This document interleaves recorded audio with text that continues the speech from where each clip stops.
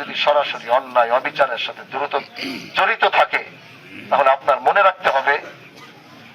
সে যদি অন্যায় করে থাকে, অবিচার করে থাকে, সে যদি জুলুম করে থাকে, তার বিরুদ্ধে সংগ্রাম করার দায়িত্ব হচ্ছে হানজালার।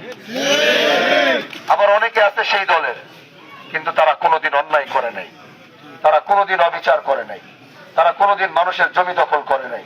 তারা কোনোদিন কারো দুইটা থাপ্পড় দিয়ে খারাপ ব্যবহার করে নাই,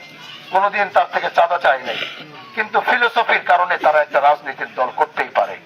কিন্তু সেইখানে দেখা যায় তারা যে রাজনীতির দল করেছে, কিন্তু বাপ দাদাদের কারণে করেছে, যে পূর্বপুরুষরা করে আসতেছে আমরাও করি, এরকম সংখ্যার মানুষ কিন্তু আমাদের শিবচরে অনেক আছে। কিন্তু আমার কথা হচ্ছে, সেই সমস্ত মানুষ যারা কোনোদিন অন্যায় করে নাই, দল করেছে, অবিচার করে নাই, দল করেছে, চাঁদাবাজি করে নাই কিন্তু দল করেছে,